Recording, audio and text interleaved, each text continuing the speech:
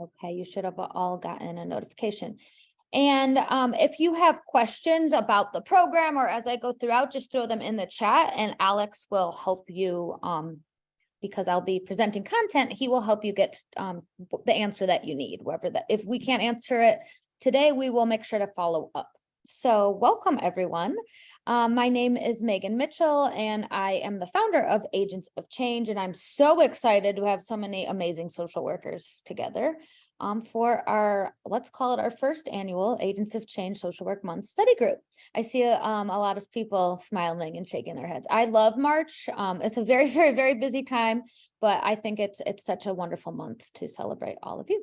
So of course, first off, happy Social Work Month. I think we should be celebrated all year, but I'm glad that we at least get a month that our accomplishments and our hard work and determination to be change agents is celebrated. So, like I said today, I will do a brief overview of what the Agents of Change platform looks like, because I know some people are new and curious about that.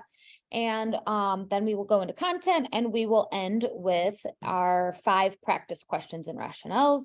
Once again, this will be recorded. So if you miss something, don't worry, you can watch the recording at a later time.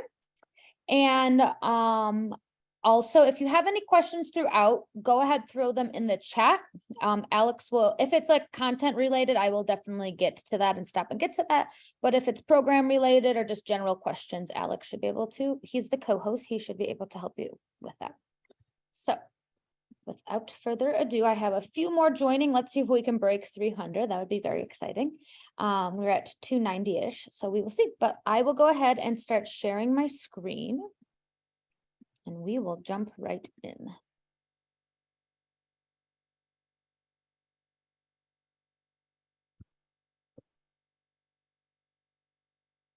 Okay, can everyone see this? Thumbs up if you can see this. Okay, great. Okay, so Agents of Change, for those of you that are new, it is an audio-visual program. So what does that mean? It means that we really do make a big point of trying to tap into all learning styles. And I could tell you a bunch of science behind learning and adult learning, but everyone learns differently is basically what we know and what is backed up by science. So we do our best to utilize all learning styles. So similar to if you've seen our content on YouTube, we have visuals and then audio that goes along with it. And then these study groups, like what you're in now, this is really that hands-on collaborative piece that we incorporate. I love the study groups. I think they're the best part of the program. We have these 2 times a month, every month, except for at the end of December, because we take a little break for the holidays to refresh. And they're on a variety of different topics. So today we're going to be going over strategy. Just last month, we did learning styles. We do ethics, we do a variety of things. And also, I think what makes Agents of Change different than some other programs is we're holistic. So we know that you are adults that have lots going on in your life, and we try to make learning as accessible as possible. So we partner with a mental health nurse practitioner who comes on and does mindfulness groups and teaches us tips on how to combat anxiety. We do a lot around different things that are not just content. So making sure that you are leveling up with your learning, making sure that you are in a place that you are able to sit for the exam, because we know that self-care and we know self-care is holistic and there's many dimensions of your life. So I feel that we are a very holistic program. We try to cover all areas and we're a great community. I mean, we have thousands of people utilizing the program, and people are very, very supportive of one another, and we're here to celebrate and cheer each other on. So I think it's an amazing community, and I'm really excited for how much it has grown. So this would be your dashboard if you have the program. This is going to be a test one, so if you're wondering like, why does mine not look like this? This is just the admin test one. So this would be like your dashboard of all the different products you could have. So we'll pretend that we're going to go into the clinical premium package. So we would start the course. This is what our course looks like. It is all going to be internet-based, so you will need the internet to access it. And it follows in order a study plan. So you'll start with getting started, and there's different sub-chapters. So you'll start with getting started. That will include a lot of the, before you even start content, what does studying look like? What does critical thinking look like? What are KSAs, which are knowledge, skills, and abilities that are put up by the ASWB? And then we move into strategy, breaking down questions, approaching questions, practicing. And then it's the 4 units that the ASWB KSAs touch on. So human development, assessment and intervention planning, interventions with clients and client systems, professional ethics. This is for the clinical. If you're taking the master's, yours will be tailored to the master's level. And then this, if you have the power pack, all of that info is here. And then you have your practice questions. So say you were taking the exam, you would click into the exam. They are now timed. So you would start the exam there. And the timer here is just for you to kind of get a sense of how your timing is going. Are you on track? It's really to utilize where you are as an assessment tool. So that can be found in there too. I'll go back here. And then if you're ever wondering like, well, this seems like a lot, there's a lot of content. Yes, there's probably about 30 plus lessons. And we do say it takes anywhere between 5 weeks and 8 weeks to get through the program. And we suggest going through the program at least twice. Why that is because you might miss something the first time through, and the second time through, you want to make sure that you are catching anything that you missed the first time. And there's just a lot of content, right? So some people say like, what do I do with this dashboard? If you're ever looking, do you have something on community? You could go to the search bar here, type in community, and any of the lessons we have. So you can see we have community social work practice questions, community organizing and community development. If you were looking for DSM, we have DSM-5, DSM-5 practice questions, DSM-5 case vignettes. And then we always have everything as an audio only file in case you wanted to listen to that on the go. So some people, everyone has different preferences. Some people prefer that. So, and then the last thing I want to show you is these study groups that we have that I think is a really with agents of change. That is not our study group. So if I type in study, notice here it says live study groups. So you would go here, you'd click in, you'll find the study groups for the month. But what's really great is if you are a client, you'll get access to past study groups for the past year. So you will see there'll be access. This is just our 2023 study groups, but you will see all of our past 2022 study groups. There's a YouTube link, the resources, which are usually questions that we cover, and then the audio files. So this alone would be hours and hours and hours of content. It's really great. A lot of people find the study groups very, very, very helpful. So that's just a little bit of information about the study platform. Like I said, we really try hard to make sure that we tailor to all learning needs.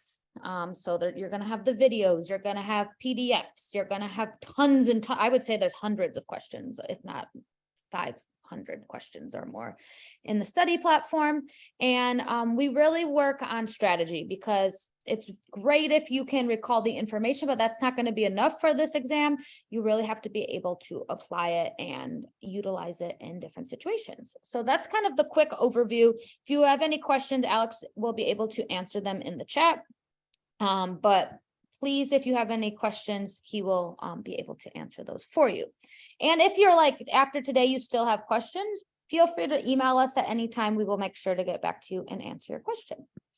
So we're gonna change gears now to the good stuff here. What we're here for is to learn to talk about the 5 W's and to celebrate together for Social Work Month. So like I said, we're going to be utilizing the chat today. And any question, I might have you stop throughout and ask you different questions. The chat's really going to be used as a reflection tool.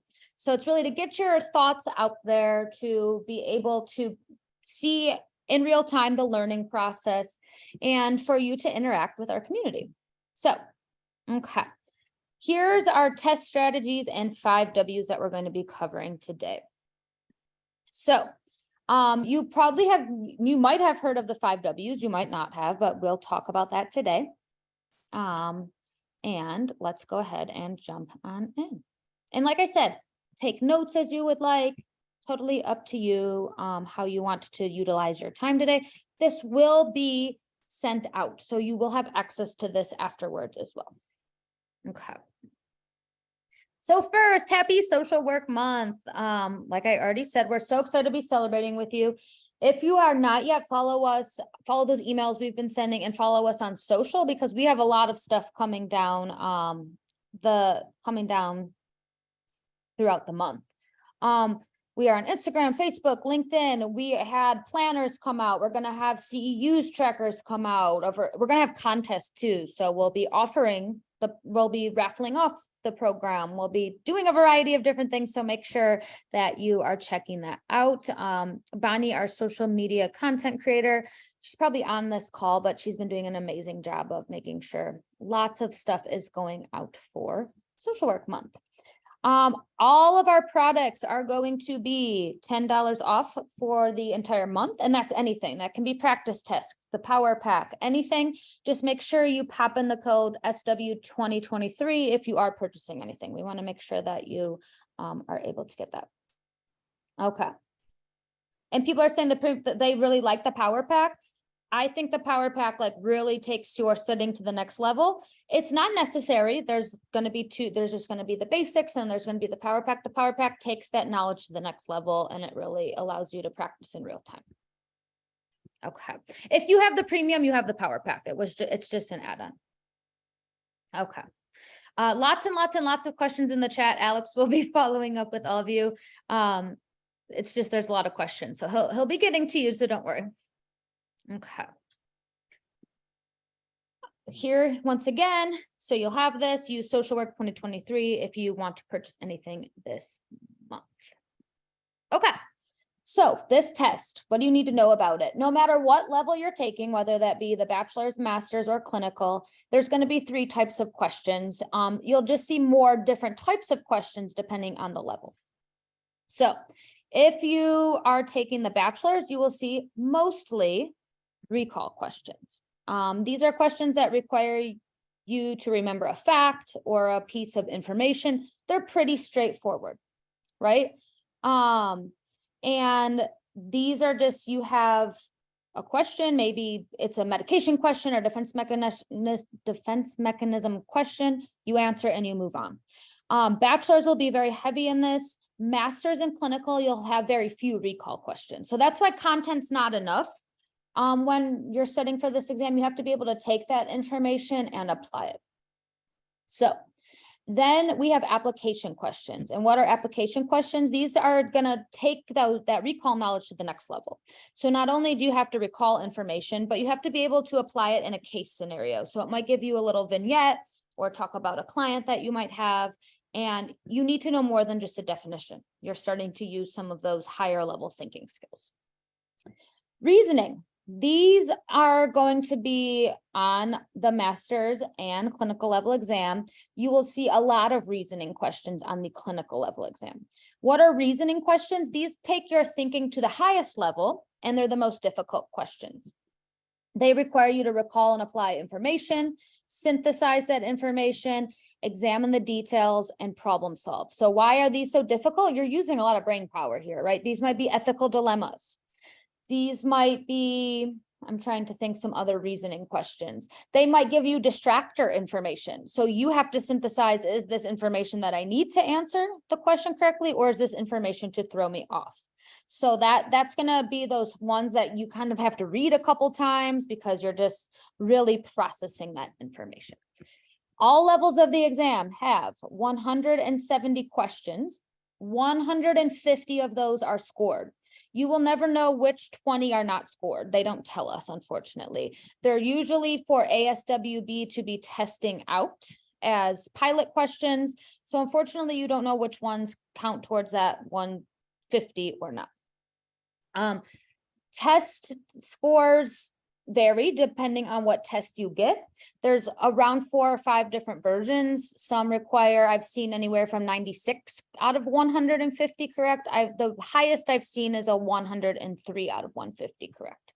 So I can't tell you which one you're going to get or why some are weighted at different values, but that can all be found on the ASWB website. If you have not checked out the ASWB website, and I just want to make it clear, we are not affiliated with ASWB in any way, other than we just know you have to get information from them to be able to sit from the exam. So they will have a lot of like logistical test information. Okay. So that's the type of questions you'll see. Like I said, bachelor's, mostly recall, a few application, master's, all 3, but most are in that application bucket. And then clinical will be a little bit of all 3, but mostly in the reasoning section. Okay.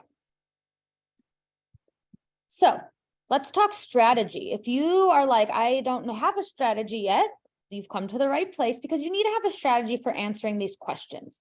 A lot of people do flashcards or they read a book and they feel like content-wise they're very strong, but then they get to the exam and there's a lot of case vignettes or complicated wording or things that require you to really tap into your thinking and apply the information. So you want to make sure that you have a strategy, because you have to be efficient. Unless you get extra time, you only get 4 hours. And I do encourage you, if English is not your first language, if you have a learning disability, if you have a medical diagnosis and you need extra time, you can definitely get accommodations. And I definitely encourage you to apply. The worst thing the board can tell you is no, right? But sometimes as social workers, we are not our own best advocates. So if you think you need extra time, apply for it. And all that we have tons of information on our blog that I can have Alex share our blog link, because we have actually and I believe we have a YouTube video on how to apply for accommodations as well. So you want to make sure that you are analyzing information. So how do you do that? You want to read each question twice before looking at the answers. So you're going to have 3 or 4 answer choices. If you're testing in 2023, you will have some combination of 3 and some combination of 4. That's a new change that the ASWB has made. You want to read them all twice. Why is that? The first time through, you might miss information. The second time through, you're going to get more information. Read all answers before starting to think about choosing an answer. Some people like to jump ahead. They like to get excited and, they might say, oh, I know the answer is B. One word could change an entire answer here. So you want to make sure that you are reading all of your answer choices and thinking about them before jumping to an answer. 2023 is when the 3 answer choices rolled out. So if you are taking it now forward, you will see 3 and 4 answer choices. Okay. Eliminate answers that are too extreme or do not answer the question stem. So what does this mean? For example, if it said, I'll give you an example of what too extreme would be. If you got a question that said you had a child come into school building with a bruise. An answer that is too extreme would be to call the police, right? If a child comes in with a bruise, many children come in, we don't have any additional information at this point that would say that the child is in imminent danger. So too extreme, you want to rule those out. And process of elimination, the more you can rule out, the easier it's going to be for you to answer. Okay. And then this is really hard if you've been in the field for a while. You don't want to add any information into the question stem. The words are the words that they give you. An example of this, say you get a question that says you are working with an elderly client in a assisted living setting. We do not want to assume because they are elderly that they cannot care for themselves or that they are not able to make decisions on their own unless the question told us that, right? So we do not want to put any information or assume anything that's not in the question stem. And you will see as we break these down what that means in just a little bit. Okay. Next slide. The helping process. A lot of people find this to be some of the most helpful. This is pretty much the only acronym I teach. It's not even really an acronym. It's a process, and I have a study tip for it. But the social work helping process is major because it is going to give us a starting point and an ending point for working with clients. So, what is the social work helping process? It's very basic. You might have heard of it as referred to as a generalist model, but it helps us know our process when we're working with clients.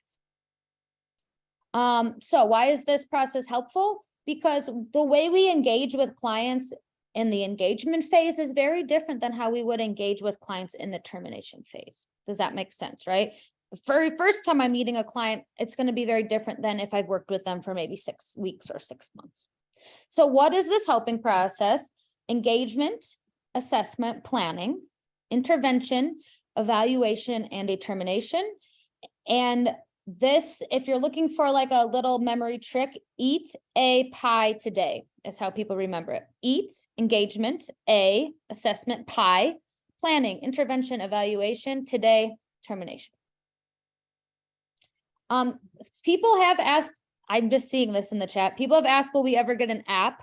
That would be very, very down the road because surprisingly, it costs hundreds of thousands of dollars to make an app. And we don't have anyone that we know that has a computer engineering background. So that would be down the road. We would love to have an app, but there's tons that goes into an app. So I would love to have an app too. It's just, that would be more in our long-term planning. Okay, so I have a video on YouTube about the helping process. But quickly, engagement is that first session. You're building rapport with the clients. You are going over consent. You are going over confidentiality. Do not move to the assessment phase with a client until you have informed consent. You have to have informed consent to move on. And you're building rapport in the engagement phase. And the purpose of engagement is we want our clients to come back. Okay. We've engaged them. We've gotten their consent. We're building that rapport. We're moving to the assessment phase, and all assessment means is you're collecting information about what's going on for that client, right? It could be the presenting problem. It could be developmental history. It could be a biopsychosocial, a social history. Every agency, every setting is going to have a little bit of a different procedure for assessment. Okay. You've engaged, you've assessed, you've collected information.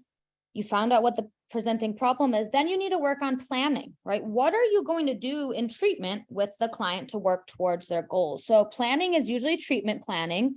You want to make sure this is done in conjunction with the client as much as possible, because we don't want to just dictate and say, this is the plan and this is what you're going to do. In the chat, why is planning with the client so important? Why do we want to have their buy-in for this process?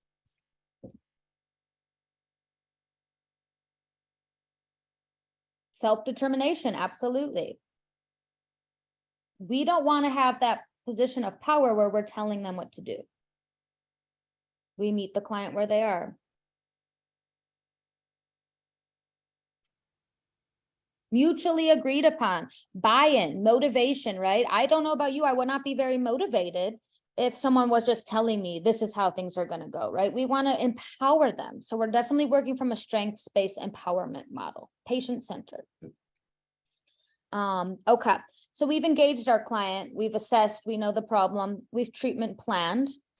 Next, you're going to move into the bulk of the work you're going to do, that's intervention. And that's when you're actually doing whatever it is you plan for. So that might be cognitive behavioral therapy or mindfulness or DBT. The intervention is doing the actual work. From there, in a perfect world, right? Like they're meeting their goals, everything's going great. The next step is evaluation. It's listed as the second to last step, but really you need to be taking data at all points throughout the process, right? We know the Code of Ethics says that we have to be data informed, and evaluation means, are you taking information in? This could be a variety of things. This could be screeners, this could be observations, it could be self-reports, but is the client making progress towards their treatment goals? So we are evaluating for progress in the evaluation stage. And then the last stage is termination. And all that means is you are ending the therapeutic relationship. Termination, if possible, should not just be a one-time thing, right? It's not like, okay, this is our last session, bye-bye. You should prepare your client to terminate. So you need to make sure that they're aware of what termination looks like, what the next steps would be, and really prepare them to utilize the skills that you've used in session outside of the session. So let's go through these one more time. Engagement is building rapport. You are meeting them. You are getting consent or going over boundaries. Think of that as kind of the first appointment. Assessment is collecting information. So what information are you using to know what the presenting problem is or how long they've had symptoms? Planning, that's usually treatment planning. That's setting your roadmap for what you're going to do in treatment with the client. Intervention is doing the work, so whatever that modality is. Evaluation is assessing the progress the client has made. Are they making progress towards their treatment goals? Do you need to change anything? What's their motivation like? Making changes as needed. And then, like I said, in a perfect world, if they've met all of their goals and they're doing wonderfully, you'd move into the termination phase, which means you would be gearing up to end treatment with them. Okay. Why is this helpful for first and next questions? Because what if it says you are treatment planning with the client? What do you do next? If you're already treatment planning with the client, you know you've engaged with them and you know you've assessed for something.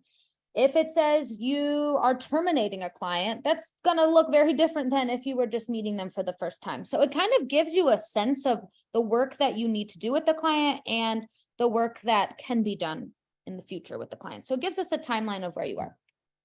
Okay. So what do you need to know about this helping process or the Eat a Pie today, the 6 steps we just went over? What will be most helpful in your studying is to think of a past client or make up a client with a problem that they're coming in to see you and use that as an example of how you can walk through those 6 stages. So what would engagement look like? What would assessment look like? What would planning look like? What would intervention look like? Evaluation and termination. Write those 6 steps down and then come up with that scenario, because when we're able to make it stick, especially adult learners, when it can apply to our knowledge that we already have, it's going to take your learning to the next level.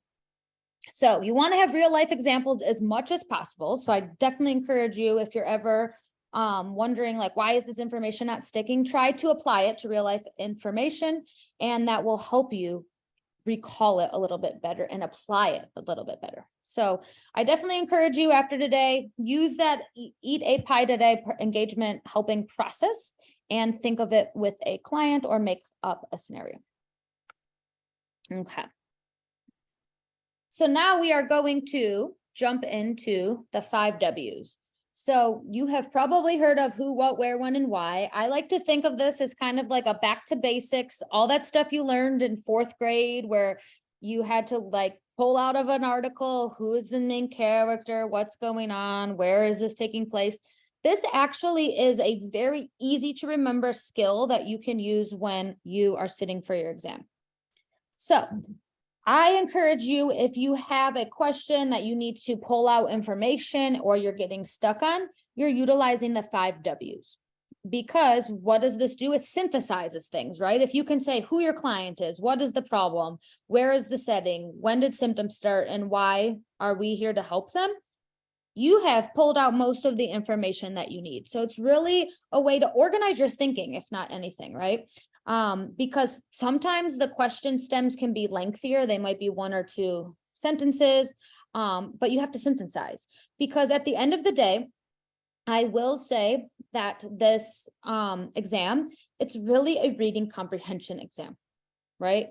And this is where there's kind of a disconnect where people are like, I don't understand, I've been in the field. It's not a skills test, right? It's not like they're coming to your work site and they're determining your skill level. You're reading questions, you're comprehending them, and you're answering them. So it really is a reading comprehension test. So you want to make sure that you're utilizing these 5 W's, and you want to have a toolbox on test day and not an actual toolbox. Don't bring an actual toolbox into the testing room. They will not allow you to bring that because they're very strict about what can go in and out. This is kind of a mental toolbox. So you want to make sure that you're always adding skills that you can bring to make your life easier on test day, because you're only going to have about 75 seconds to 90 seconds per question. So you don't have much time to answer a question. You have to answer and move on, or you will run out of time. So this is the 5 W's is one thing that you can utilize on test day.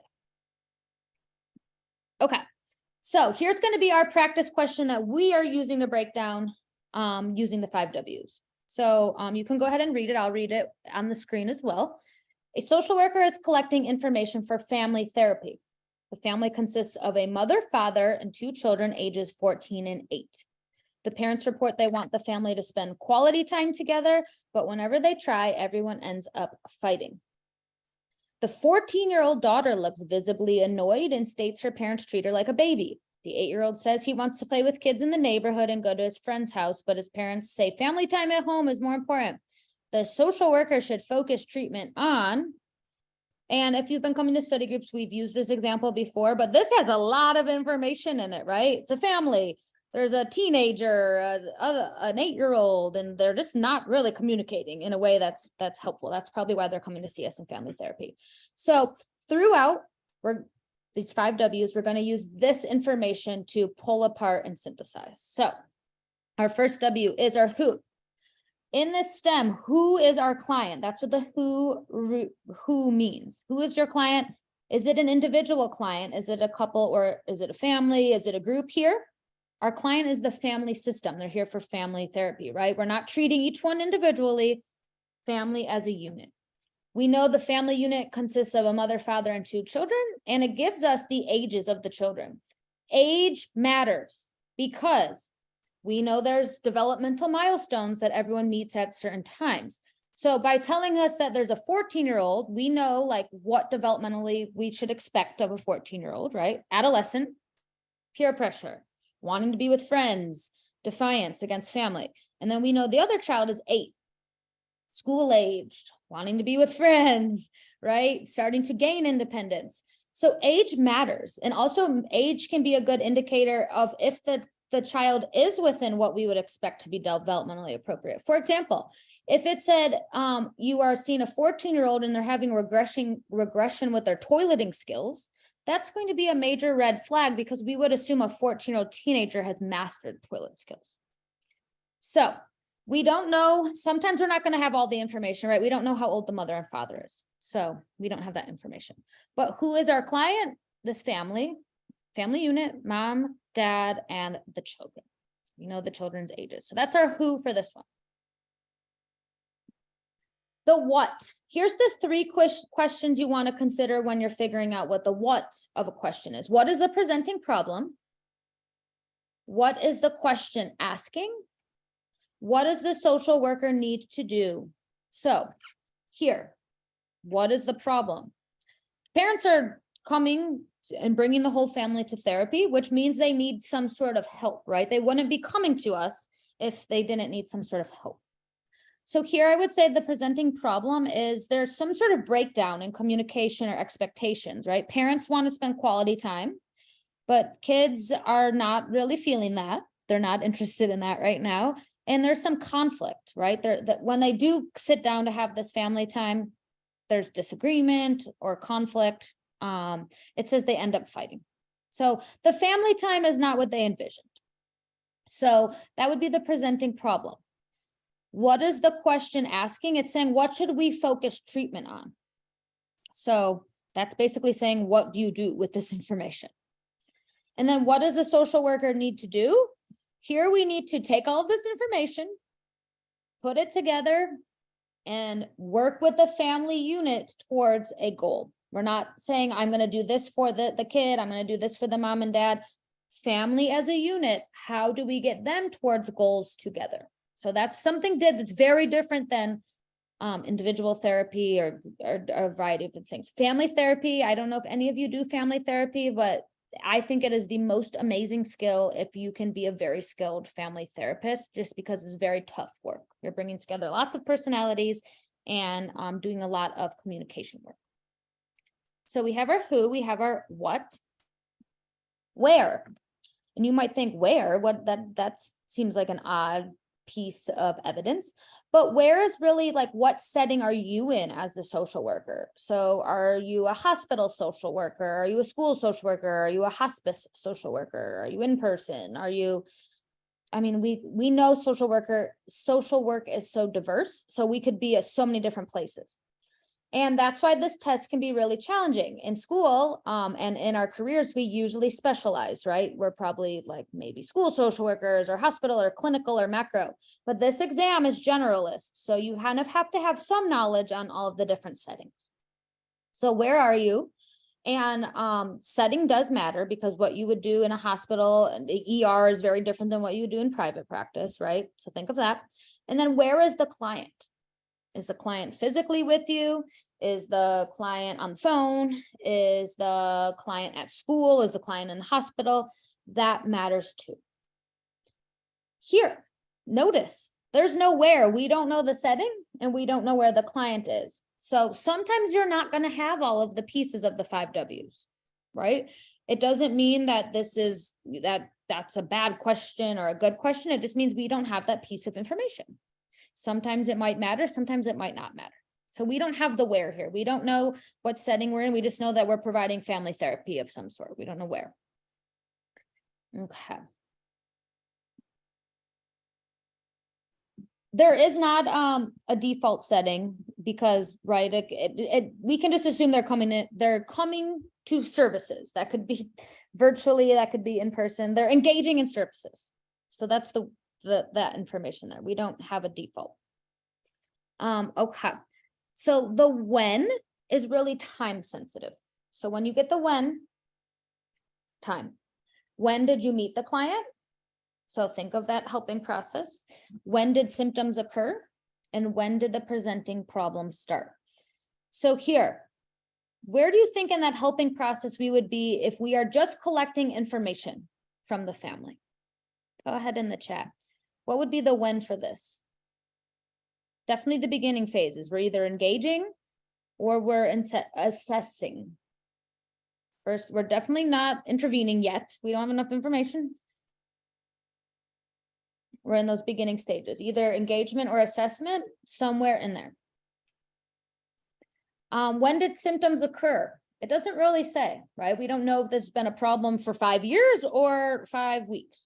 So we don't have that information, and we don't know when the presenting problem started, but it obviously started before they came to us, which is why they came to us. So it's been happening for some amount of time. Sometimes it will be specific. It might say they've had symptoms for 6 months or they've had symptoms for 3 weeks.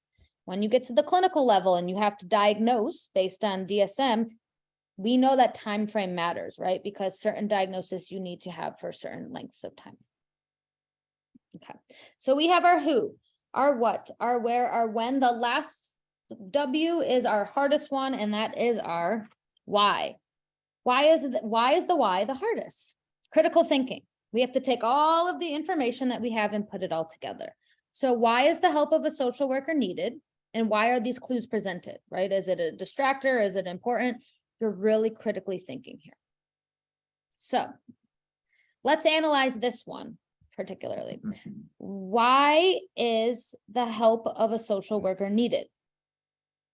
Because there's some sort of communication breakdown, right? They need some skills, or they are working towards a solution. So social worker is needed to help this family with their communication. That's why they're here. This is some clues that give us information that there's a breakdown. 14-year-old stating her parents treat her like a baby, and the 8-year-old wanting to play with friends. That would show us that there's some sort of disconnect between the parents' expectations and what is developmentally appropriate for the children, right? Parent expectations could be the why too. Maybe they're not realistic expectations. Maybe they're not connecting with their parents. Maybe they need some psychoeducation around what happens in adolescence and childhood.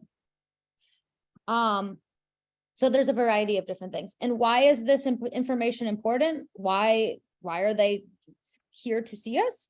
Because, like I said, there's some sort of communication breakdown. Expectations they're not on the same page. That's mostly why people come to family therapy, right? Not on the same page, want to have family time that's quality, and it works for everyone. Okay. So I'll give you just a moment there. We'll pause. We got the 5 W's: our who, our what, our where, our when, and our why. I'm going to read the question, and now we're going to read the answer choices. For all of the questions we're going to cover this evening, it's not important that you get it right. There's no prize for getting the questions right. It's really to practice your skills. So we're going to break questions down together. We are going to work through them. I'm going to highlight and I'm going to show you how I would break them down and how we work on strategy. But it's really a time for you to just it's a safe space. You can, it's really here a time to connect where you can work on your skills. You're not being judged. You're not getting a score. You got 100% right. It's really the process here. Process. So let's do this practice question. Social worker is collecting information for family therapy. The family consists of a mother, father, and 2 children, ages 14 and 8. The parents report they want the family to spend quality time together, but whenever they try, everyone ends up fighting. The 14-year-old daughter looks visibly annoyed and states her parents treat her like a baby. The 8-year-old says he wants to play with kids in the neighborhood and go to his friend's house, but the parents say family time at home is more important. The social worker should focus treatment on A, helping the family establish appropriate roles and boundaries. B, developmental levels and communication stages for each child. C, facilitating activity-based family interactions to build on the strengths the family presents with. Or, let me move my bar so I can see. D, connecting the family in meaningful ways through role play. What should be the focus of treatment and why? So go ahead in the chat. What do you think should be the focus of family therapy? And go ahead and put why you think the answer is what it is.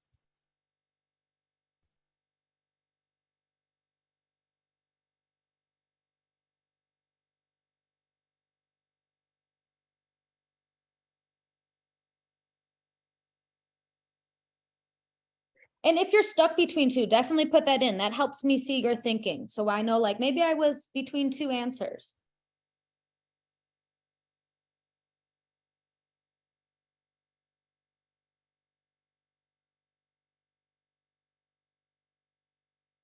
I'll give you maybe 30 more seconds for that one.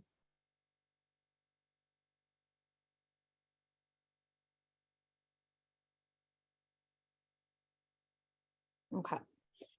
We would do process of elimination, and when we go through our practice questions here in just a moment, I will show you what it will look like on my end. We'll like to cross information out and do process of elimination. What I would do to eliminate, I would immediately rule out answer choice B. Social workers should focus treatment on developmental levels and communication strategies for each child. What is wrong with B for a family therapy model?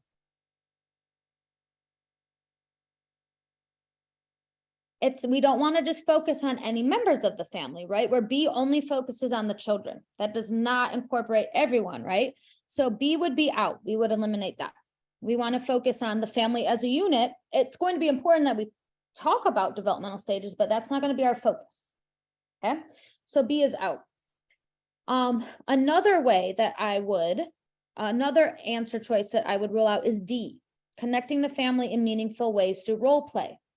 That might be a tool we use, but why is that not what our focus should be on? Have we identified yet that they need to do role-playing strategies? I see lots of people shaking their head, right? We don't know if communication, like if they will do best through role play. We are just starting to collect information. We can't make that determination yet that role play is what they need. Does that make sense? And they're not on the same page yet. So I don't think role play is going to go very good. With a teen that's annoyed and an 8-year-old who's very upset, right? They'd be like, this is so silly. You'd have to build some rapport first. So we're down to A and C. Do we help the family establish appropriate roles and boundaries, or facilitate activity-based family interactions to build on the strengths the family presents with? So what would be the best focus of treatment, given that we know that quality time is going poorly and kids want something different than parents? C is not a bad answer, but it's not the best answer. We might build upon activity-based interactions, but first we need to help them establish roles and boundaries before doing any activities, right? if they're not on the same page with boundaries, expectations, what each person wants out of the family time, what each person expects, we can't really move forward with anything because you'll be doing activities and they're not on the same page. So you got to align first. So the correct answer here is A, help the family establish appropriate roles and boundaries. You want to do that as your starting point before you do anything else. Doesn't mean you won't do these other things, but you got to get everyone on the same page, right? It's think of like when you're working in a group, you don't just start working on the task right away. You're not like, okay, you got to set some boundaries, set some expectations first. So for this one, the focus of treatment should be the base, the foundation. Okay. Any questions on that one? It's a little bit tricky one. I did a complicated one so you can kind of see the strategy, pulling out the information. Okay.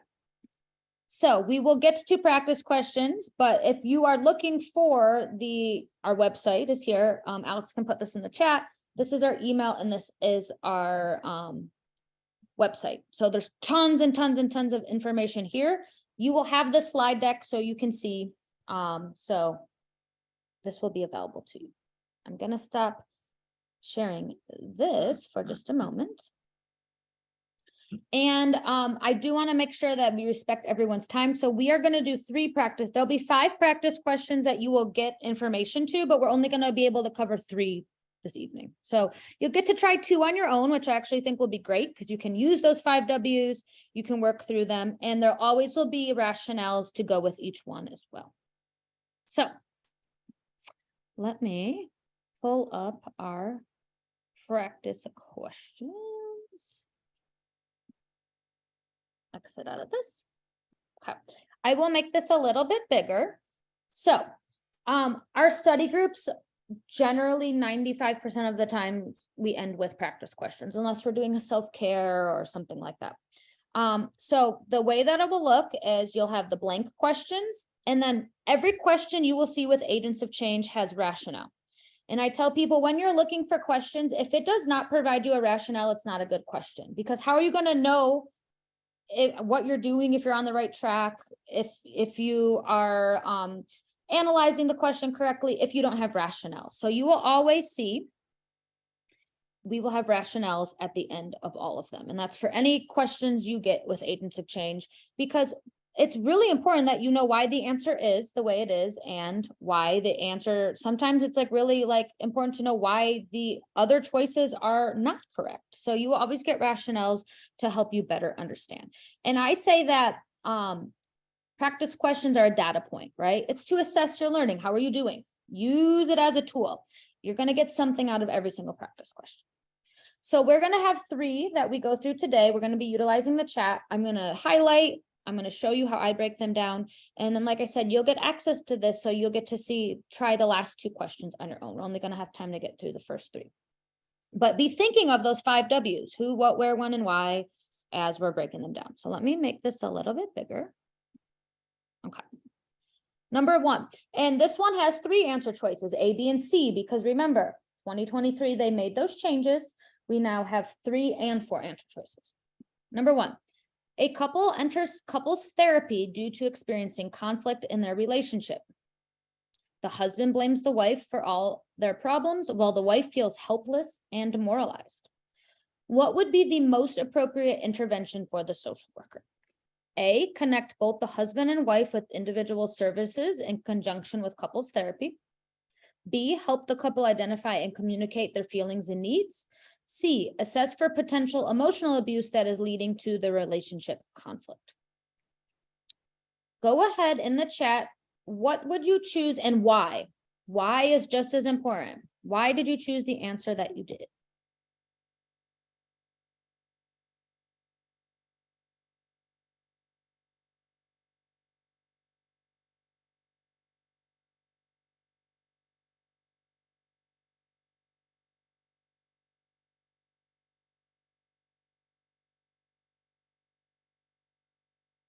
Think of what your role would be as a couples therapist, right? That's very different than if you were an individual therapist. So once again, who is your client?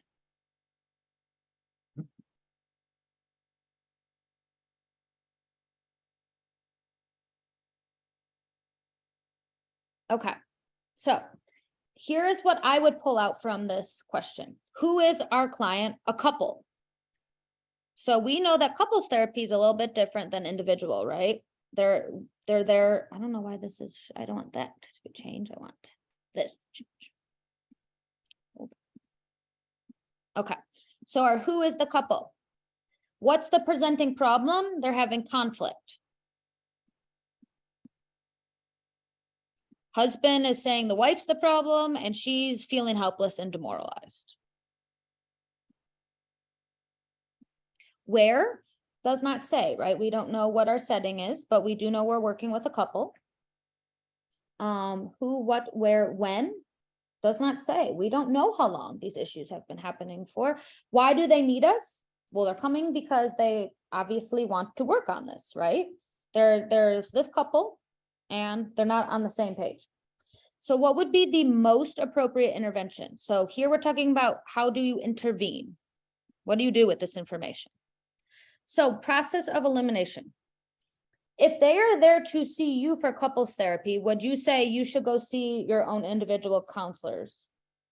That might be something they need, but that's not why they're here to see us, right? Like that is not what we're going to focus treatment on, especially not as a couples therapist. So now we're down to B and C. Do we have to assess for potential emotional abuse right now?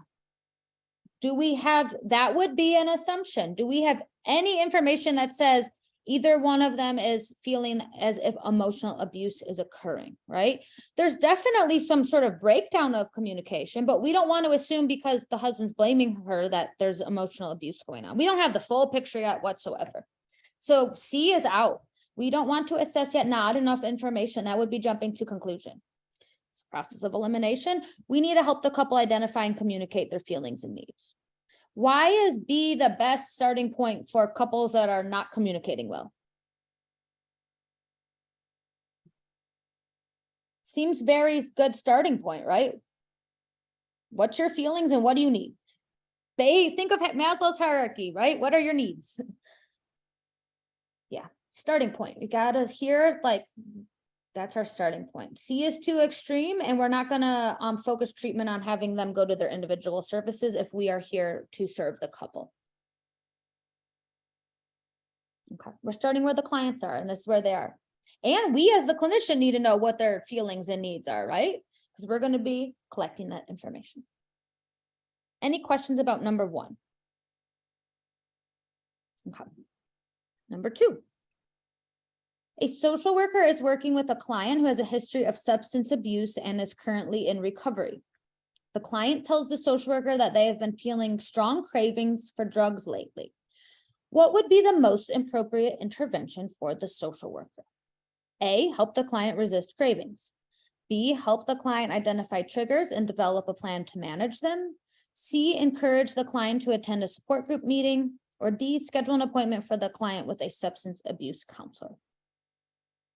What would you do with a client in recovery? They're having some cravings and why?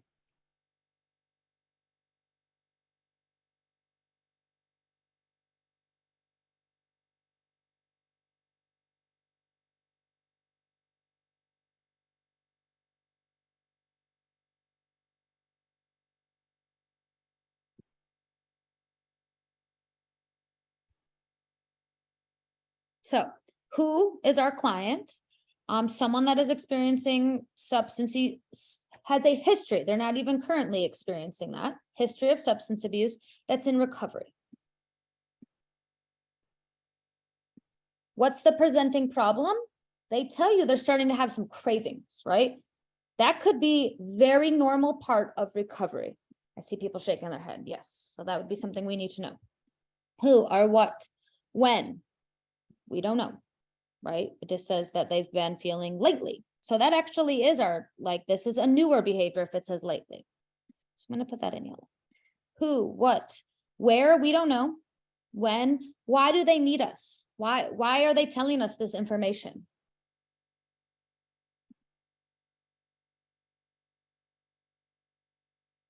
They don't want to relapse, right? They're like, can you help me through this, right? I'm having these cravings. What can we do to meet the client where they're at and support them through this, right? So let's start eliminating. Do we need to schedule an appointment with a substance abuse counselor? Too extreme right now, right? The client is not even using right now, right? So we're not going to say go to a substance use. And is that meeting the client where they're at in their therapeutic relationship with us? No, right? If they started to use and need, a substance abuse program, we would definitely do that. We're not there yet. We do not have that information. Can we help this client resist cravings? Can we do that for the client? No. That would be wonderful in a world if we could just control people and help them, get into their mind and do things, but that is absolutely not how things work. So that's just not possible. So A is out. Has the client said anything about wanting to attend a support group meeting or that they've even been engaged in support groups before? Assumption, right? If it said support groups are very helpful for the client, that would be a different answer, but we don't have that. We don't have that information provided. Process of elimination. What can we do? Help the client identify triggers and develop a plan to manage them. And why do you think identifying those triggers for a client that has a previous history with substances, why would that be the best response? So that they can have some tools for prevention, right? Here is what your triggers are. It allows them to identify the triggers, and then together you're coming up with a plan so they can work on coping skills or avoiding situations that are causing them this, right? It's a tool, right? And in B, this is totally done in conjunction with the client. We're not telling them what to do, right? We would be doing this as a process together with them. Does that one make sense? Okay. The last one we'll have time for tonight is number 3. And like I said, you'll get access to the other 2 to practice. So you'll get that emailed out to you. So number 3, this is a 4 answer choice. So I'm going to hop this onto the next page so we can see it better. Okay. Number 3. A social worker is working with a teenager who has been restricting food intake and has lost a significant amount of weight. The teenager reports feeling overweight and out of control. He expresses a desire to lose more weight. What should the social worker do next? So before you even answer, let's pull these important information. Who is our client? Teenager. So what do we know about teenagers? Developmentally, what do we know about teenagers? Self-esteem, comparing self to others, right? Okay. Social media, big during this time, right? A lot of comparing self to others. Identity versus role confusion, okay? So who we're working with is a teenager. What is the presenting problem? Restricting food. And has lost weight. We don't know what that means though, right? Like what is significant to this person? Where they, what does that mean? And the teenager reports feeling out of control and overweight. Okay. And he wants to lose more weight. So we have our who, our what, where, we don't know. The setting is not here. We don't know. Who, what, where, when, it does not say. So we do not know when this happened. Why is a social worker needed? Why do you think a social worker would be needed? And why do we need this information? Change, right? So also, why think of Maslow's hierarchy of needs. Why is food such a big red flag for us when we have clients that are restricting food or losing weight? Basic need, yes. Think of how weight loss can affect you physically, right? Lots of different things to consider. So, it says, what should the social worker do next? So this isn't this means we've got this information. Client says restricting food and we know losing weight. What do we do next? A, refer the teenager to a dietitian to assess their nutritional needs. B, develop a plan with the client that meets their nutritional needs while also addressing their concern and fears around food. C, assess the teenager's risk for an eating disorder and provide appropriate intervention. Or D, schedule an appointment to collaborate with the client's medical doctor. Remember, next means what you got to put these in order. Client is here telling us, I feel out of control. I want to lose more weight. What do we do and why? You can probably get it down to 2, but remember, you need next means what's your immediate next step.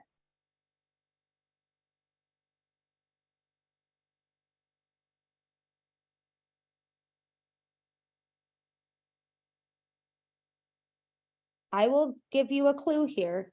We would probably do all of these things at some point, but we're looking for the next step. None of these are gonna like cause harm to the client. What can we start to rule out? Okay. What would I not do next? Right?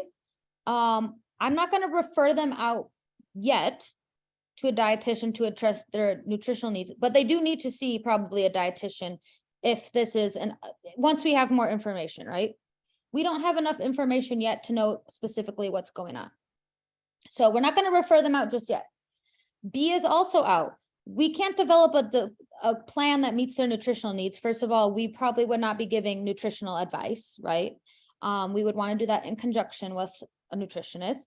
And then we're not addressing these fear. We don't know if there is a fear around food. We don't have that information yet. We don't know why they're restricting food. So B is out. So what do we do next? Assess for an eating disorder and provide appropriate intervention or schedule an appointment to collaborate with the client's medical doctor. You would do both of these things, but what are you going to do next?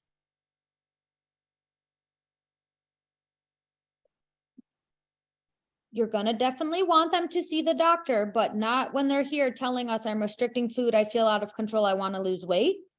I need more information first. And then I would, and we don't know like what significant amount for their everyone has significant. Is that for their, like, were they on a plan that were they told they needed to lose weight? There can be a variety of different things going on. Do they have a medical condition that they're losing weight, right? Like sometimes clients have conditions and then they just lose a lot of weight or gain a lot of weight. So what I would want to do next, because for safety purposes, I need to assess, I need more information. I would say, given the information we have, they are at risk for an eating disorder. We don't know if they meet criteria, but they're definitely at risk due to the food intake, losing weight, and reporting like wanting to lose more. And what do you know about eating disorders? Very serious, very, very, very serious. We want to make sure that we're assessing properly. And then from there, involving medical professionals, involving nutritionists, involving parents. But we don't have enough information yet. We need to assess though what the risk level is, and then from there, make an appropriate next step. So I would actually say this is a safety type question, right? Because what if we just gloss this over? That's very problematic, right? Because the client's telling us some important things.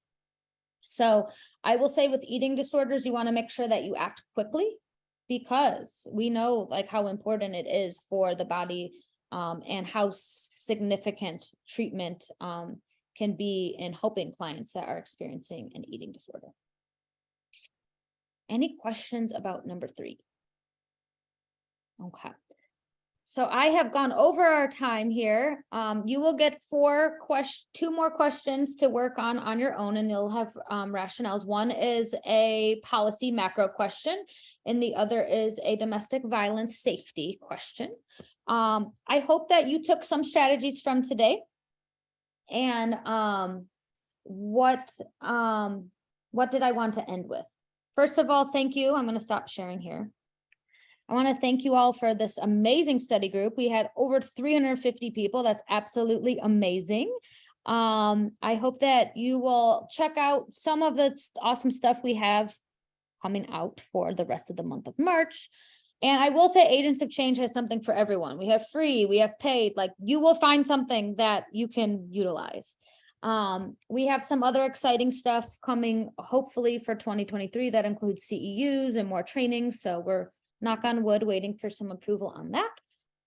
But like I said, I hope that if you have any questions, Alex can once again put our email in the chat. He'll put our website in the chat. You will be getting this recording. you will be getting the PowerPoint and you will be getting the practice questions. So if you missed anything, you will get that.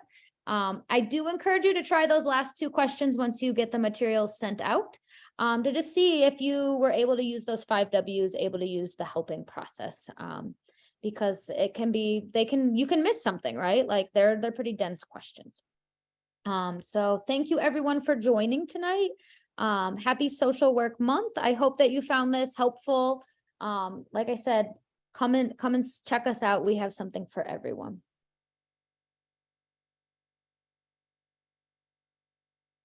Thank you, everyone. Happy Social Work Month. Oh, yes, if you're testing soon, good luck. Good luck, good luck, good luck.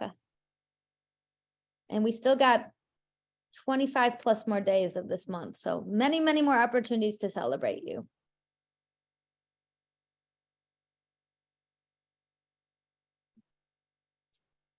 And this takes a little bit of time. So some people are like, when will this be sent out? Probably later this evening. We got to upload it to YouTube and make sure that we, tomorrow at the latest.